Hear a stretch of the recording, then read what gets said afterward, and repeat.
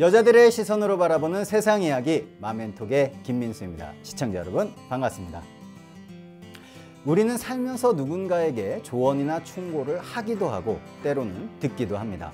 대산종사님께서는 충고가 끊어질 때 그의 앞길은 막히는 것이며 자기 잘못을 모르고 살게 된다. 그렇게 되면 새 사람도 못 되고 퇴보하게 된다라고 말씀을 하셨습니다. 나를 위한 조언과 충고 반드시 필요하겠는데요. 마멘톡 오늘도 제 옆에는 달콤한 쓴소리가 필요 없는 완벽한 네 분이 나와 계십니다. 반갑습니다. 반갑습니다. 네, 잘들 지내셨죠? 네. 네. 자, 잔소리. 네. 내가 하면 충고고 남이 하면 잔소리다. 네, 이런 생각들 많이들 하실 텐데 네 분은 안 하실 것 같기도 하거든요. 그런 생각 혹시 하시는 분 계십니까? 없으신 것 같아요. 없으시죠? 네. 네. 그럼 제가 대답을 해야 되나요? 자, 제가 질문을 하고 제가 대답을 해야 되지 않을까 생각을 해보는데, 자, 그렇다면 여러분 혹시 최근에 들었던 충고가 있다면, 네, 그리고 그 충고를 들었을 때 어떤 기분이었고 어떻게 받아들였는지가 좀 궁금해지거든요. 네, 성인진 교수님 혹시 있으세요? 저는 네. 저희 남편이 저한테 며칠 전에 충고를 했는데 어떤 충고를 하셨어요? 제가 그 상대방한테 말을 할 때 좀 무시하는 것 같은 말투로 얘기를 한다고 그런 얘기를 하더라고요. 어떻게요? 네. 그러니까 저는 그냥 편안하게 말을 하는 건데, 네. 그러니까 상대방이 듣기에는 제가 무시하는 걸로 들린다는 거예요. 그래서 제가 그 얘기를 듣고, 나 아닌데? 나 그런 적 없는데? 이렇게 얘기를 했거든요. 그랬더니 네. 맞다는 거여서 그거 자격지심이야. 막 제가 이렇게 말을 했어요. 그랬더니 아니라고 하면서 이제 그 상황들을 얘기를 해주는데 네. 제가 들어보니까 나는 그런 의도로 한 얘기는 아니었는데 상대방은 그렇게 느꼈을 수 있구나. 네. 이 생각이 들어서 제가 반성을 했거든요.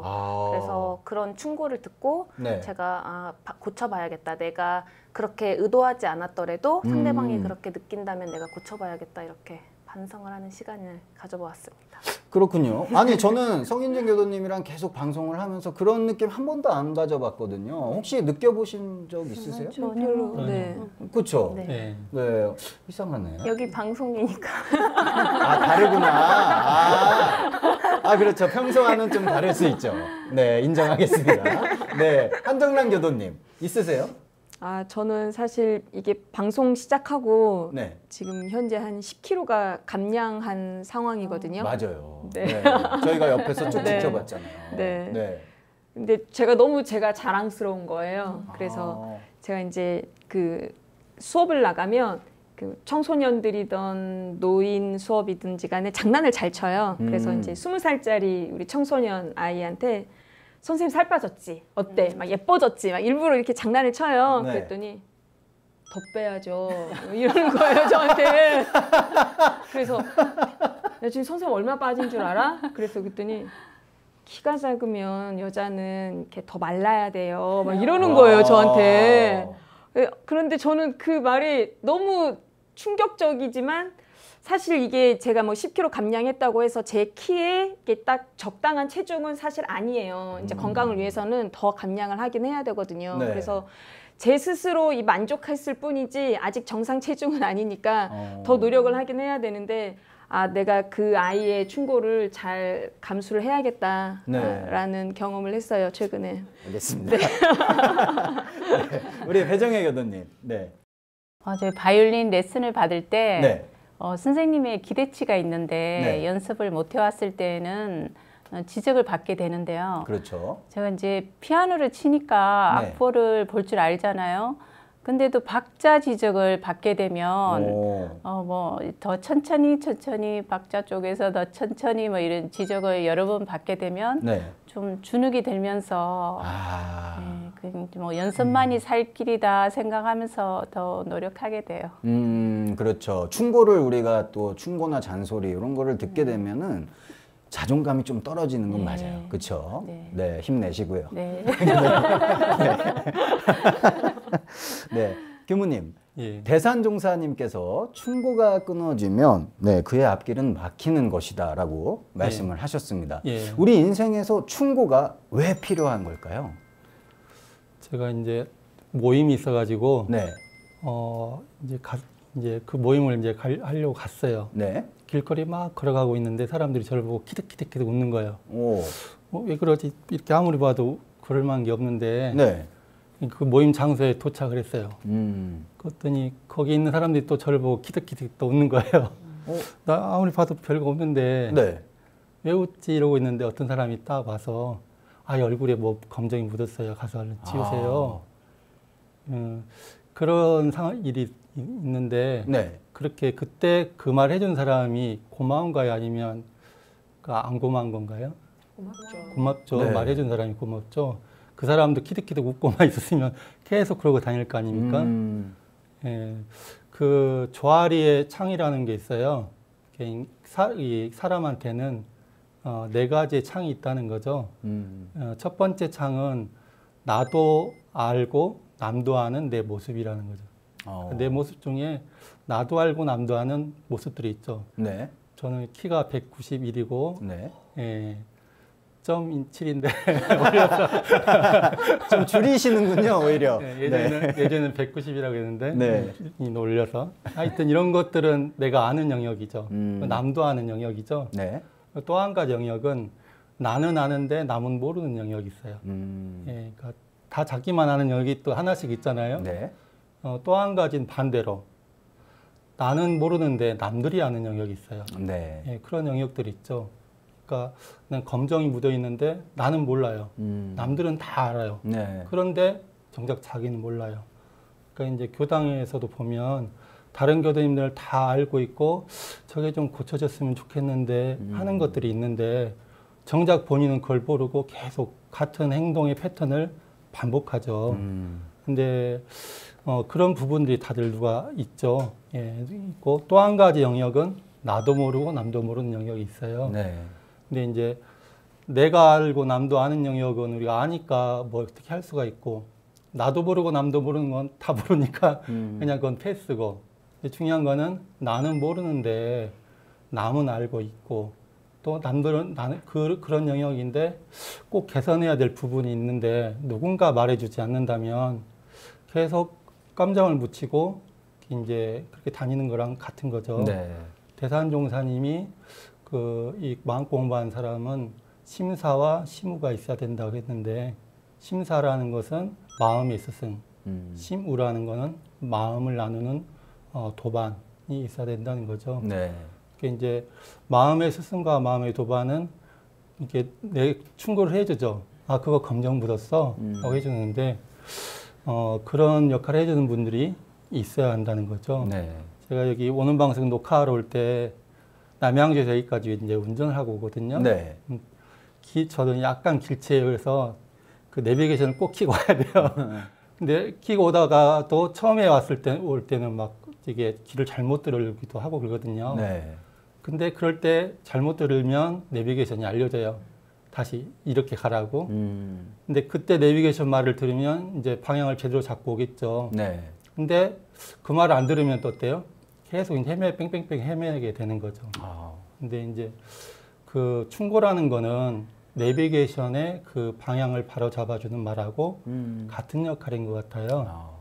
근데 이제 기계 내비게이션하고 사람 내비게이션하고 좀 다른 게 있다면 기계 내비게이션은 뭐 100번 틀려도 네. 아무 불편 없이 계속 100번, 101번 틀려도 101번 계속 알려주잖아요. 네. 근데 사람은 안 그래요. 한 번, 두 번, 세 번 하면 더 이상은 어떤 심한 경우는 한 번 말해줬다가 안 들으면 말을 안 해주잖아요. 네. 그러니까 아무도 나에 대해서 말을 해주지 않는다면 내가 잘못 가고 있는데도 말을 해주지 않는다면 그 앞길이 막히게 되는 거죠. 네. 그래서 대산종사님이 그런 의미에서 충고에 대해서 이렇게 말씀하신 것 같습니다. 네. 충고는 인생의 내비게이션이다. 예. 그렇게 또 요약이 되겠네요. 예. 사실 이 충고도 어떻게 하느냐에 따라서 잔소리가 될 수가 있거든요. 그렇죠? 그렇다면 혹시 여러분들이 누군가에게 했던 충고가 잔소리처럼 좀 누군가에게 느껴진 경우는 없었나 한번 걱정이 되는데 있으신 것 같으세요? 어떠세요? 네. 저도 지금 생각을 해보니까 네. 지금 며칠 전에 있었던 일이 생각이 났는데 며칠 전이요? 오. 그러니까 제 막내 동생이 저랑 한 8살 정도 9살 터울이 있어요. 네. 그래서 어린데 이번에 취직을 했거든요. 근데 이제 취직을 했다고 해서 얘기를 들어보니까 두 군데가 이제 붙었는데 한 군데는 대기업인데 1차를 붙어서 이제 2차 면접을 보러 가야 되고 한 군데는 중견 기업인데 최종 합격이 됐다는 거예요.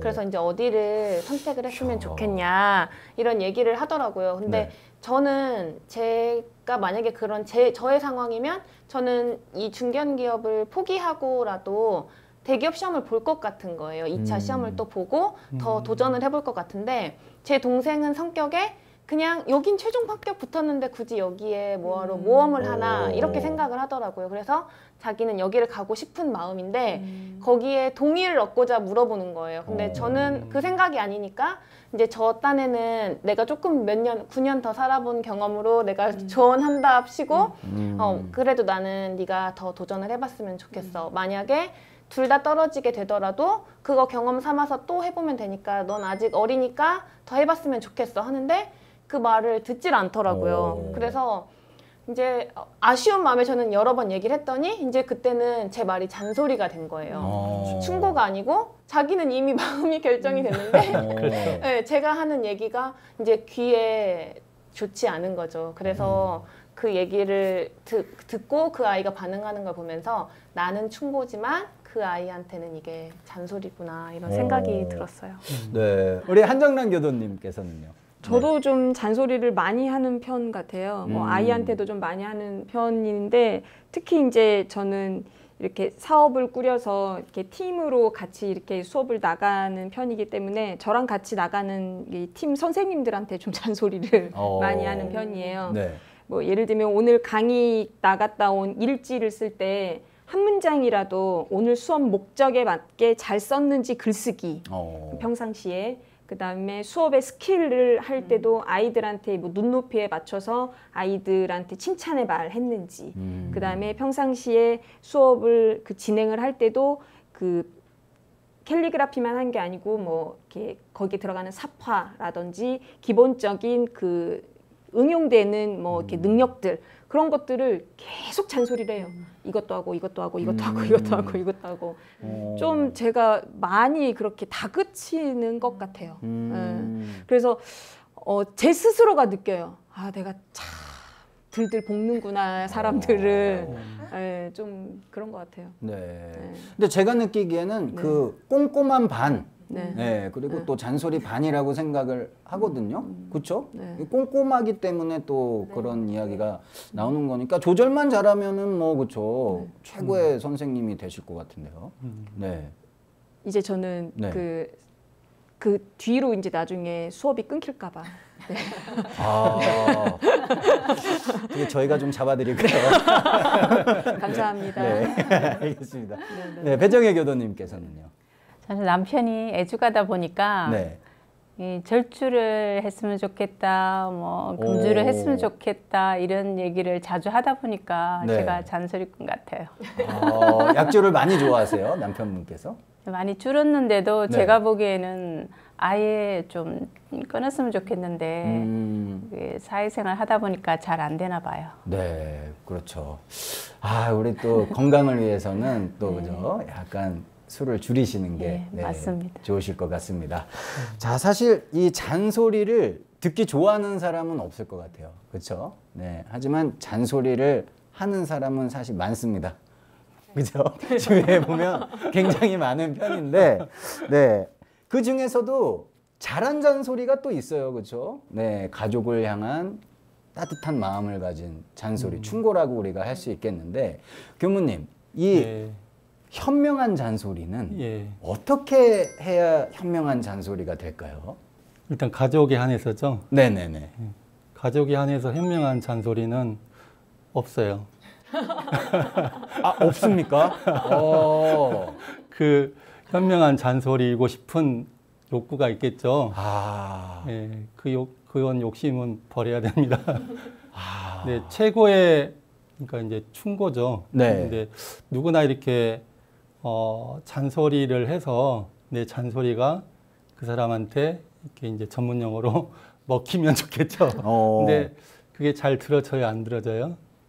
예, 특히 가족 간에는 잘 이게 잔소리해봐야 효과는 별로 이제 희박하죠. 네. 예, 근데 내가 하는 잔소리가 100% 먹히는 처방전이 있어요.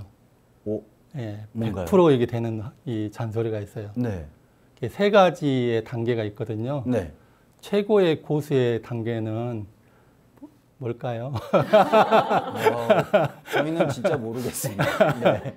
예, 잔소리하지 않는 거예요. 아, 예, 그러니까 진정한 그 최고의 잔소리는 그 사람을 있는 그대로 사랑하는 거예요. 있는 그대로 감사하는 거. 네. 예, 내가 이제 뭔가 잔소리하고 싶은 마음이 일어나고 뭔가 이렇게 고치고 싶고 그런 마음들이 있잖아요. 잔소리할 때는. 네. 근데 그때 내가 그 마음을 딱 내려놓고 우리가 꼴 보라고 하잖아요. 근데 꼴을 보는 게 아니라 그 생긴 그 모습 그대로를 내가 그대로 감사하는 거. 예, 우리가 처음 결혼했을 때, 처음 아이를 낳았을 때를 상상을 해보세요. 그때 무슨 기대나 뭐 이렇게 게 있나요? 없잖아요. 근데 그 마음으로 내가 대하는 거죠. 내 엄마가, 내 아빠가, 또 내 배우자가 나한테 어떻게 해줬으면 좋겠어요? 늘 나를 그대로 있는 그대로 내 모습 그대로를 네. 사랑해주면 좋겠죠. 네. 근데 그러면 내가 어떻게 돼요? 자기 잘못을 스스로 알아서 고치게 돼요. 있더라도. 근데 우리가 최고로 바라는 게 그거잖아요. 네. 근데 그러면 그 힘을 받아서 사람이 스스로 뭔가 이렇게 조정해 나가고 변화해 나가는 거예요. 근데 가족한테서 가장 큰 이 잔소리는 이렇게 나를 있는 그대로 사랑해주고 내 존재 자체를 감사해주고. 예, 그러면 이제 그러고 나서 이게 대화를 하면 대화를 오고 가는 중에 뭔가 자기가 느끼게 되고 변화해 되는 거죠. 근데 대부분 이제 잔소리하는 거는 어떤 의도가 있어요. 그 대부분 의도는 어떤 거냐? 내가 보기에 이게 걸려요. 네. 이게 문제예요. 그래서 그걸 개선하라고 하는 거잖아요. 그거는 내 입장에서 보는 거죠. 우리 원불교에서는 그걸 이제 분별심이라고 그러죠. 네. 분별심에서 기반해서 하잖아요. 그럼 감정이 실려요. 감정이 실리면 그 감정이 실린 말은 이렇게 들어지질 않아요. 예, 그렇기 때문에 그 있는 그대로를 처음 남편을 만났을 때, 처음 아이를 만났을 때 그 마음으로 돌아가서 있는 그대로를 감사하고 사랑하라. 그게 그 마음의 기반이 돼야 그 다음이 있는 거예요. 네. 그 마음의 기반이 안 된 거는 진짜 있는 그대로 다 잔소리인 거예요. 사랑이 아니에요, 그건. 예. 그리고 두 번째 최고의 잔소리는 뭐냐. 그 칭찬은 고래도 춤추게 한다고 그러잖아요. 네. 그러니까 요즘에 이제 긍정심리학이라는 게 요즘도 아니죠, 이제. 근데 굉장히 이제 유행을 했었거든요. 네. 이게 뭐냐면, 이게 칭찬하는 요법과 이렇게 잔소리하는 요법이 있어요. 꾸지람하는 요법이 있는데 어떤 게 더 효과적이냐면 칭찬하는 요법이 더 효과가 있다는 거죠. 네. 이 부작용도 적고. 근데 이제 칭찬을 어떻게 하냐면 그 사실에 기반해서 뭔가 이렇게 잘한 게 있죠. 그러면 그 순간에 즉각 그 일에 대해서 아이고 잘했네 이렇게 해야 되는 거죠. 아이가 청소하고 있잖아요. 그 순간에 즉각 이렇게 청소하니까 너무 멋있어 보여 이렇게 하는 거죠. 남자들 참 단순해요. 칭찬 한마디가 잔소리 10마디보다 더 효과가 커요. 그렇죠? 네. 예, 그렇습니다. 이제 세 번째가 있어요. 세 번째가 뭐냐면 정말 이렇게 이제 그 말을 해줘야 될 부분들 있잖아요. 근데 그 부분을 우리가 이제 잔소리해야 될 부분을 이제 말을 하는 거죠. 좀 개선해야 될 부분. 근데 이 부분을 할 때는 되게 조심스럽게 해야 돼요. 그러니까 이제 그 말을 할 때는 아까도 칭찬도 마찬가지지만 이렇게 이제 개선할 부분 이야기하는 것도 그 일만 가지고 이야기해야 돼요. 대부분 이제 이야기하다 보면 왜 양말을 그렇게 그따위로 벗어났어? 네, 맞습니다. 왜 이불은 이렇게 안 개? 왜 또 이렇게 테레비는 안 끄는 거야? 그러니는 글러 먹었어. 이렇게 하거든요. 그러니까 그 일만 이야기해야 되는데 그거 가지고 전체의 과잉 일반화를 해가지고 그러니까 너는 못 써 이런 식으로 가면 이게 역효과가 엄청 크죠. 네. 그러니까 그 일만 가지고 딱 전달할 내용만 이야기를 하는 거죠. 네. 텔레비전 꺼야겠어. 근데 이제 거기에 또 한 가지 내 감정이 시키지 않게 이왕이면 웃으면서 아 텔레비전 끄지 이렇게 하는 게 좋잖아요. 그렇죠. 이게 세 번째는 그 이야기할 때는 대안을 꼭 제시해야 돼요. 이제 텔레비가 막 켜져 있으면 이게 뭐야 왜 있다고 해 이렇게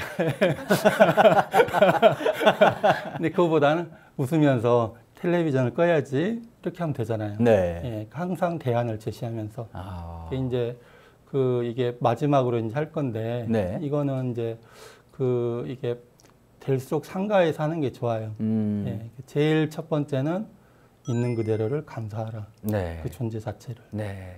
예, 그 마음이 됐을 때 두 번째로 이제 주로 칭찬하라. 예. 그리고 칭찬하라. 그리고 이제 칭찬 요법을 쓰잖아요. 계속해서 그 사람의 자존감이 높아지고 그래서 커뮤니케이션이 되어지면 네. 그러면 내가 원했던 것, 잔소리하고 싶은 것들 있죠. 그것도 점점 상승이 돼서 개선이 되어져요. 네. 특히 아이한테는.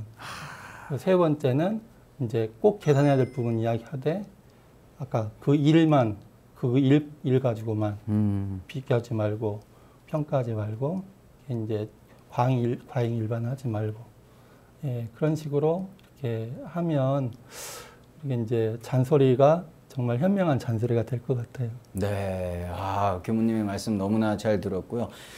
굉장히 또 기억에 많이 남는 게 교무님께서 남편들은 의외로 단순하다라고 말씀하셨을 때 성인진 교도님이 제일 크게 웃어요.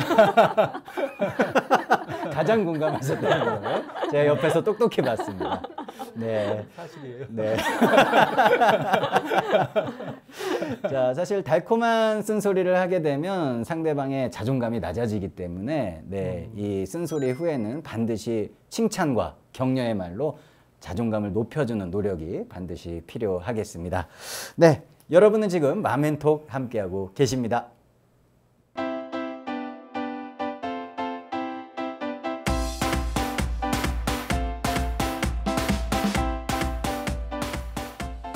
여러분은 지금 마멘톡을 함께하고 계십니다.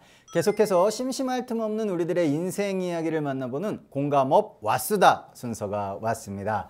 자, 여러분, 우리의 인생은 선택의 연속입니다. 그렇죠? 네, 아침에 이제 일어나서 출근할 때 버스를 타고 갈까, 지하철을 탈까, 아니면은 내 차를 타고 갈까, 이것부터 시작해서 어른으로서 해야 하는 선택까지 우리는 항상 선택을 하고 그에 맞는 행동을 하며 살아가고 있죠. 자, 그러면 이 선택과 함께 반드시 따라오는 것이 있거든요. 뭐라고 생각하십니까? 선택을 하면 이건 무조건 따라오게 된다. 네, 뭐라고 생각하세요? 선택에 대한 책임? 책임? 오, 그렇죠. 책임져야 되죠. 네, 한정란 교도님은요? 용기. 용기? 네. 오, 그 선택한 거를 끝까지 책임질 수 있는 용기, 네. 끌어나갈 수 있는. 네. 오, 그렇죠. 용기 필요하죠. 네, 배정혜 교도님 뭐라고 생각하세요? 신호등이 연동이 잘 돼서 초록불이면 네. 운이 좋다, 기분이 좋은데 네. 빨간불이면 이제 후회가 따라오기도 합니다. 뭐 이렇게 전철 탈 걸 이런 후회. 후회가 무조건 따라온다. 무조건은 아니지만. 무조건은 아니지만 후회가 따라올 수 있다. 네. 오, 좋은 아이디어입니다. 네, 교무님 혹시 뭐라고 생각하시나요? 네. 선택에는 노력이 따라오죠. 노력이 따라오고. 예.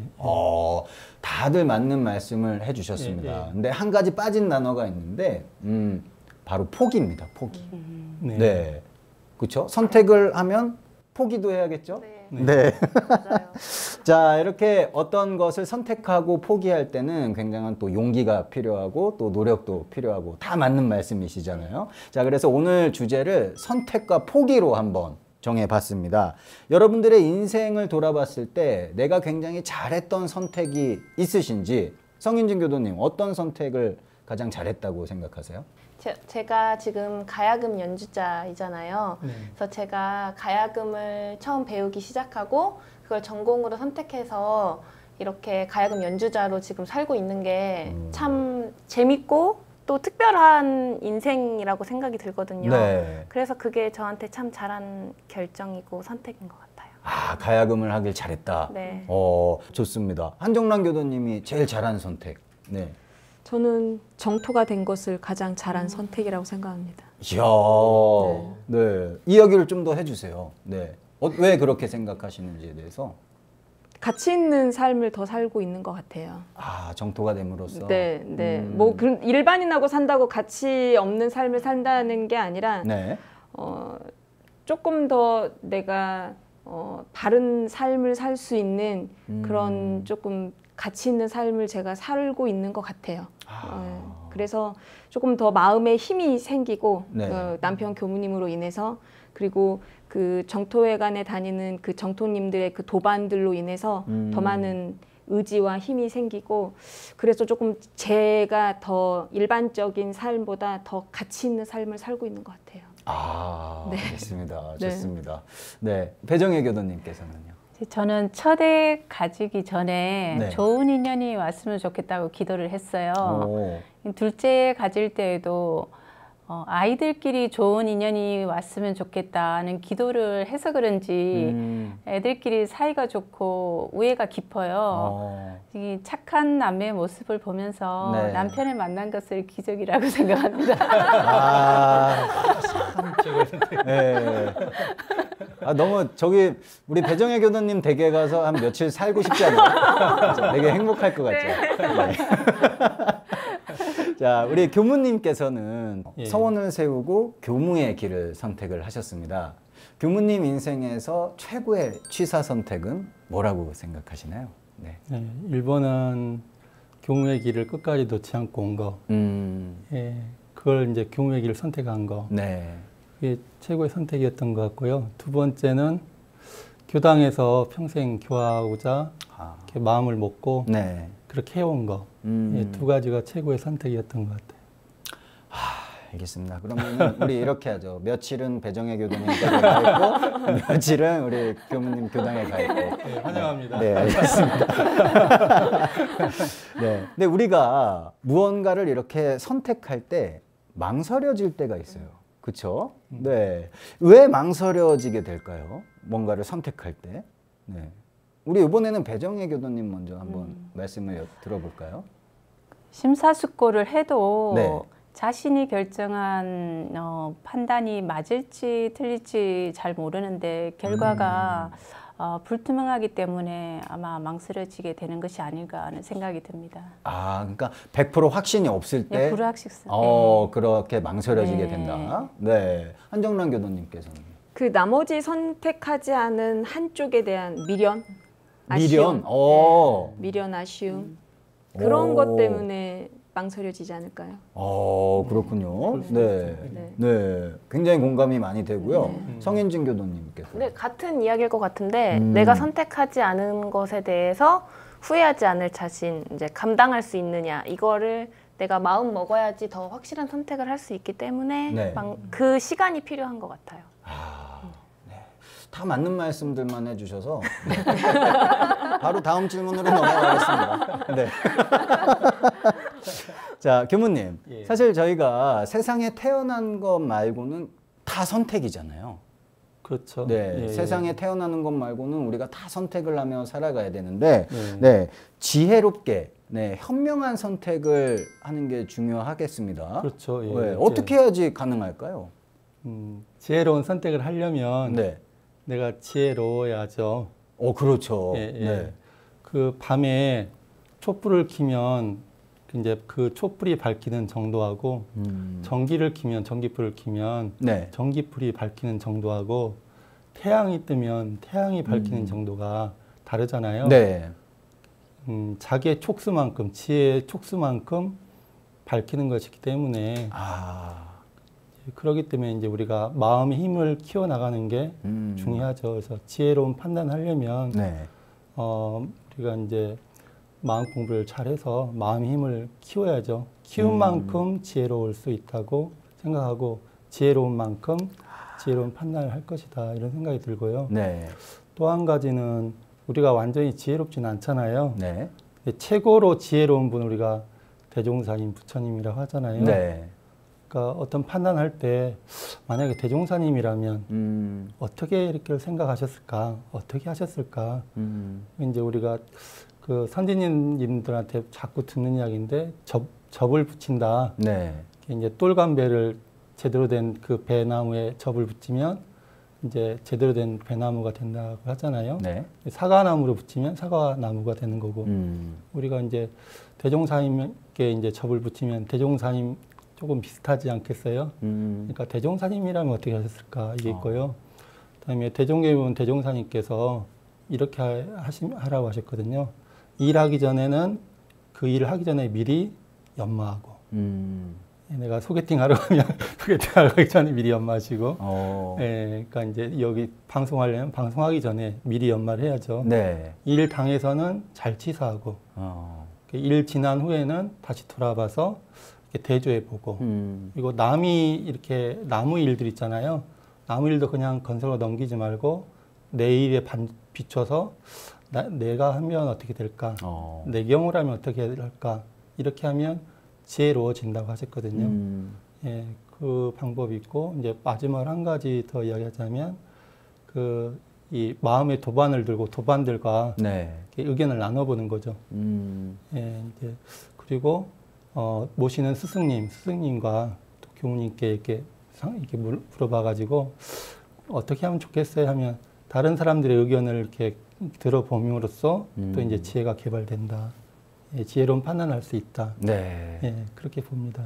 알겠습니다. 네, 앞으로 우리 계속 지혜로운 판단을 위해서 교무님의 말씀을 꼭 기억을 해둬야 될 것 같아요. 네. 자, 선택에는 이제 또 포기가 뒤따른다고 아까도 얘기를 나눠봤는데요. 포기도 선택의 하나입니다. 그렇죠? 그렇죠. 네. 여러분들이 잘했던 포기에 대해서 한번 얘기를 나눠볼게요. 네. 포기하길 잘했다라고 생각하는 것에 대해서. 한정란 교도님. 네. 제가 아까 그 가장 잘한 선택이 정토라고 했는데요. 네.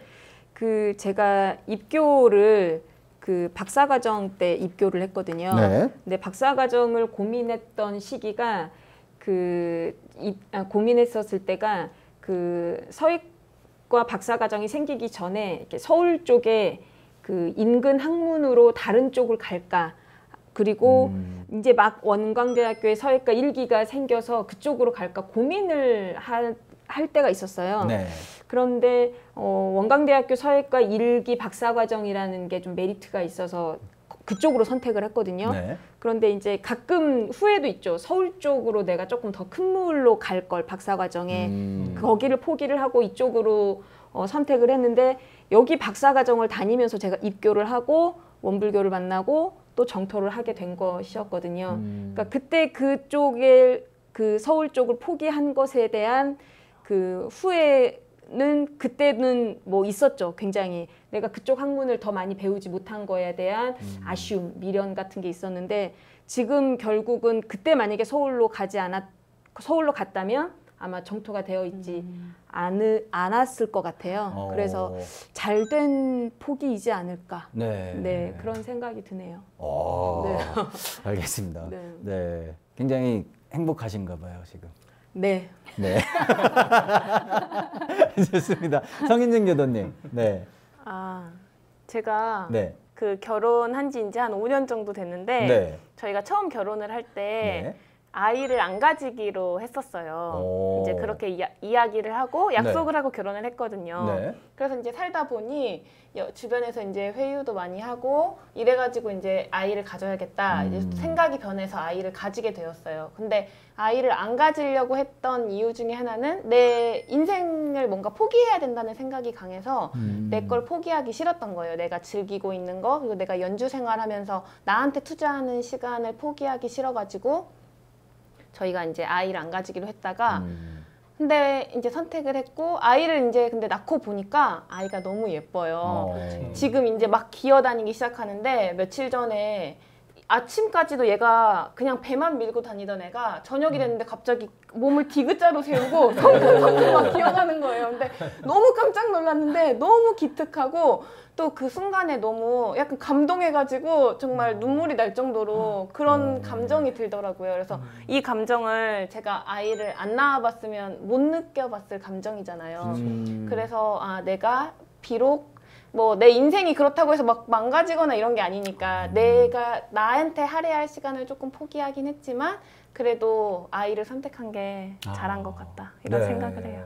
정말 최고의 포기가 아니었나 하는 생각해 봅니다. 네. 우리 배정혜 교도님. 네. 동생이 이제 4층짜리 건물에 1층에서 자기 커피 전문점을 하고 있어요. 네. 그 이제 남주기 아깝다고 옆에서 사업을 하나 해보는 게 어떻겠냐고 권유를 했는데 저는 이제 행복의 기준을 어디에 둘 것인가 고민을 좀 했었어요. 네. 근데 첫째는 가정에 좀 소홀해질 것 같고 둘째는 현재 하고 있는 이제 봉사활동이나 동아리 활동이 쉽지 않을 것 같아서 네. 마음을 내려놓게 되었습니다. 참 정말 대단하신 것 같아요. 그렇죠. 그렇죠. 네. 저였으면은 이제 한 푼이라도 더 벌기 위해서 나갔을 텐데 가정과 봉사 활동을 위해서 과감히 또 네. 포기를 하신 거잖아요. 정말 대단하십니다. 교무님, 예. 그렇다면 이제 아까와는 반대로 예. 네, 현명한 포기란 무엇일지 한번 교무님께 말씀을 들어보도록 하겠습니다. 현명한 포기에 대해서 말씀하는 거잖아요. 네네. 에디슨이 그 전구를 개발했잖아요. 네. 전구를 개발하니까 기자들이 이제 취재를 왔어요. 그래서 박사님 몇 번의 실패 끝에 이 성공을 하셨어요? 라고 물어봤어요. 네. 그랬더니 에디슨은 난 한 번도 실패한 적이 없대요. 오. 단지 999번의 단계를 거쳤을 뿐이다. 라고 했다고 합니다. 이제 우리가 포기한 거, 포기를 한다고 하는 건 왠지 뭔가 실패하는 느낌이고 인생에 뭔가를 버리는 느낌이잖아요.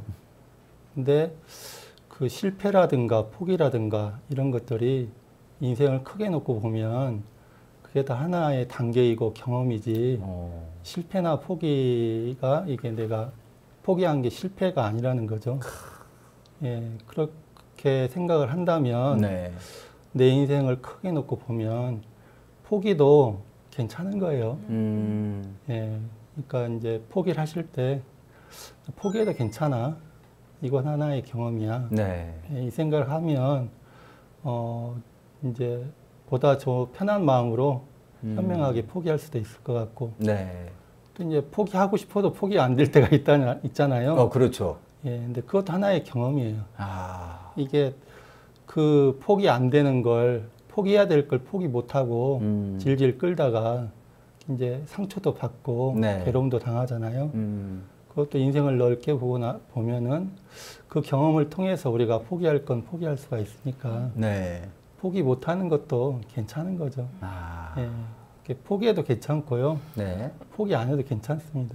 알겠습니다. 이제 그런 마음으로 보면 네. 현명한 포기가 될 것 같아요. 네, 알겠습니다. 포기는 패배가 아니라 좋은 경험이 될 수가 네. 있는 거겠군요. 예, 예, 예. 알겠습니다. 자, 요즘에 결정장애라는 말 많이 들어보시죠? 네, 저도 좀 있는 것 같아요. 저도요. 네. 그 여쭤보려고 그랬거든요. 나는 결정장애가 좀 있는 것 같다 하시는 분 혹시? 한정란 교수님. 네. 어떤 것에 있어서 그런? 신발 색깔 고를 때. 신발 색깔 고를 때요? 네. 네, 전혀 예상치 못한 대답이 나와서, 네. 몇 번 정도 그러면은 신어보고 사세요? 원래 우리가 평균 한 번 일단 몇 번 정도 신발 살 때? 100번 신어보는 것 같은데. 아닌데요, 결정장애가?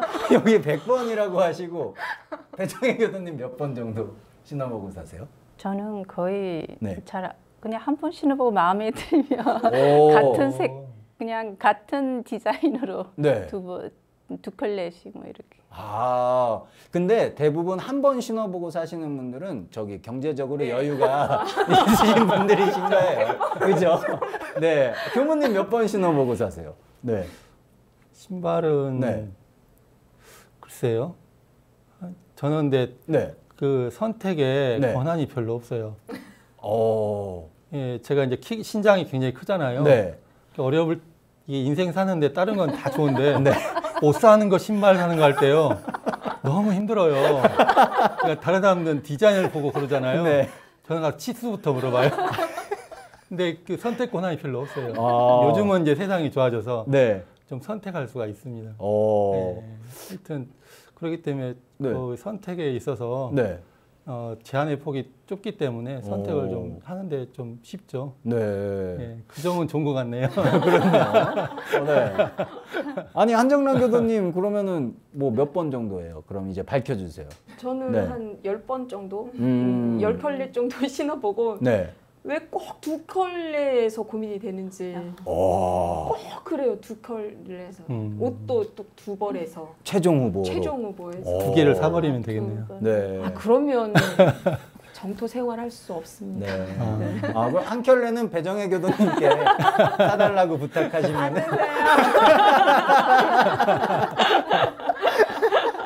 아, 알겠습니다. 자, 우리가 이제 항상 인생에 있어서 선택을 하고 또 포기도 해야 되고 항상 결정을 하잖아요. 선택할지 포기할지.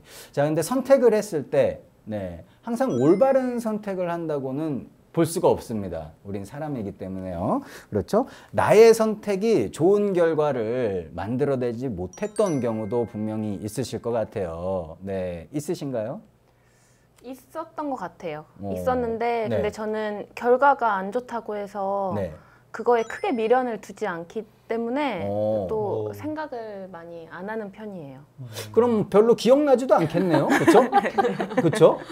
오, 이거 굉장히 좋은 예, 거예요. 맞아요. 네. 자, 한정란 교수님은 저는 이제 뭐 예를 들면 이렇게 논문을 써서 연구 업적을 올려야 되는 그 날짜와 네. 이렇게 사업 계획서를 써서 이렇게 내 페이를 올릴 수 있는 그 날짜가 이렇게 겹칠 때가 있어요. 네. 그러면 요거는 제가 돈을 벌 수 있는 거고 요거는 그냥 저의 실적만 쌓는 거기 때문에 오. 고민이 많이 되죠. 그렇죠. 둘 중에 뭘 할까.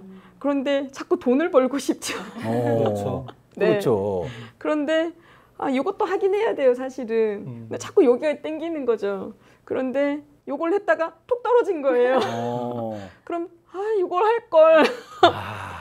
그랬을 때 막 후회도 되고 네. 차라리 요거라도 했으면 이게 됐을까? 막 이런 그런 고민했었을 때 네. 예, 많이 후회가 되기도 하고 그렇죠. 정말 네. 어쩔 수가 없는 것 같아요, 진짜. 그렇죠? 네. 근데 미련을 버려야죠. 네. 자, 그럼 우리 배정혜 교수님 이야기도 또 궁금해지네요. 네. 애들이 초등학교 때 네. 제가 학부모 글짓기 대회에 나가서 대상 받은 적이 있어요. 오. 그 후로도 이제 최우수상을 한 번 더 받고 나니까 심사를 맡으셨던 쪽에서 저를 지도해보고 싶다고 연락이 왔어요. 네. 잠깐 동안 배우긴 했는데 그 당시는 애들이 너무 어려서 애들한테 집중하고 싶어서 한 발 물러서게 되었는데 네. 그때 같이 공부했던 친구가 신앙송 대회 뭐 이런 초청장 이런 거 보내올 때는 네. 좀 아쉬움과 미련이 좀 남아 있어요. 그러면 다시 한번 뭐 지금도 늦은 건 아니시잖아요. 지금은 또 바이올린도 하고 중국어도 다른 것 때문에. 네. 알겠습니다. 네. 자, 우리 대종사님께서 이런 말씀을 하셨습니다. 이미 방향을 정하여 옳은 데에 입각한 이상에는 사심 없이 그 목적하는 바에 노력을 계속하는 것이 바로 성공의 기초가 되나니라. 네, 이런 말씀을 하셨습니다. 네. 교무님, 선택을 하면 이 선택을 올바른 결정으로 이끌기 위해서 노력을 해야 될 것 같은데요. 예. 네, 거기에 대해서 말씀을 좀 부탁드리겠습니다. 예, 우리가 이제 그 통장을 하나 개설을 했어요. 네, 통장만 만들어 놓고 이게 입금을 한 푼도 안 하면 네. 내 통장의 잔고가 얼마나 될까요? 영원히. 예, 영원이죠. 네, 예. 우리가 선택을 하면 선택만 하지 말고 선택에 따른 어떤 행동을 해야지 그 어떤 결과값이 있는 거죠. 네, 이제 내가 원불교를 믿겠다고 딱 해가지고 변명을 딱 받았어요. 법명만 받아놓고 법회도 안 나가고 교전도 안 보고 조석신고도 안 하고 뭐 아무것도 안 해요. 그러면 그 이름만 받아놨지 원불교인으로서 어떤 뭔가 얻어진 소득은 있어요, 없어요? 없죠. 네. 우리가 이제 서울을 가겠다고 했으면, 서울에 사니까 부산에 가겠다고 했으면 방향만 그렇게 선택해놓고 가만히 앉아있으면 부산에 가지는 게 아니잖아요. 네. 그러니까 어떤 선택을 했으면 그 선택을 이루기까지는 어떤 그 결과값이 얻어질 때까지 노력이라는 게 있어야 그 선택이 어떤 결과값이 있어지는 거죠. 네. 예, 그래서 선택은 그냥 선택한 것만이 선택이 아니라 선택에 따른 행동을 한 것까지 포함해서 이제 선택이라 하고, 그런 선택을 했을 때 우리에게 돌아오는 결과값이 있다라고 생각이 듭니다. 네. 좋은 말씀 너무나 감사를 드리겠고요. 예. 네. 자, 이제 마멘톡의 공식 질문을 좀 드려볼 시간이 왔습니다. 나에게 선택과 포기란 무엇인가요? 네. 저에게 선택과 포기란 네. 인생의 내비게이션인 것 같아요. 인생의 내비게이션이다. 네. 오. 제가 어떤 선택을 하고 네. 어떤 걸 포기하느냐에 따라서 제가 목적지가 같더라도 가는 길이 조금씩 다를 것 같아요. 그래서 뭐 멀리 돌아갈 수도 있고 더 빠르게 갈 수도 있고, 근데 그거에 대해서 제가 스스로 후회하거나 뭐 미련을 가지진 않는데 그런 다른 길을 가게 만드는 게 선택과 포기인 것 같아요. 알겠습니다. 그러면 내비게이션의 철자는 어떻게 되나요? NA? 갑자기 생각이 좀 헷갈려가지고 여쭤봤습니다. 네. 한정란 교도님에게 선택과 포기란 무엇인가요? 용기와 책임 같아요. 용기와 책임이다. 아주 강한 용기를 내서 끝까지 책임을 져야 그 포기도 잘 되고 선택도 잘 될 것 같아요. 네, 알겠습니다. 자, 배정혜 교도님께는요. 선택이 옳았다고 포기가 나쁜 것은 아니다. 포기가 옳았다고 선택이 나쁜 것은 아니다라고 생각합니다. 그 말 속에 다 들어있네요. 그렇죠? 네, 추가로 뭐 하실 말씀은? 네, 네. 본인이 네. 내가 고민했던 시간이 그것이 틀리더라도 그 고민의 시간으로 인해서 네. 쉽게 무너지거나 흔들리지 않는다고 생각합니다. 맞습니다. 교무님. 네. 아름다운 경험이다. 우리가 늘 선택하고 그에 따른 어떤 결과가 오고 포기하고 또 거기에 대한 결과가 오고 그러잖아요. 근데 그 결과를 미리 알고 할 수는 없지 않습니까? 근데 결국 어떻게 선택하든 포기하든 인생은 가는 거예요. 근데 그 인생길을 가는 건데 어느 방향으로 가든지 내가 그 자체를 즐기면 그게 행복이죠. 그리고 그 어떻게 가든지 그 이제 경험을 해 나가다 보면 그 경험을 통해서 인생에 정말 행복한 길을 찾아갈 수도 있는 거고, 중요한 건 어떤 산을 올라가냐가 중요한 게 아니라 그 산을 올라갈 때 어떻게 경험해 나가느냐가 네. 더 중요한 것 같아요. 네. 그래서 그 어떤 선택을 하든 어떤 포기를 하든지 그 경험을 해 나감에 있어서 이것 자체를 즐기고 아름다운 경험을 삼는 게 우리가 행복하게 사는 길인 것 같습니다. 네. 자, 여러분들의 좋은 말씀 너무나 잘 들어봤습니다.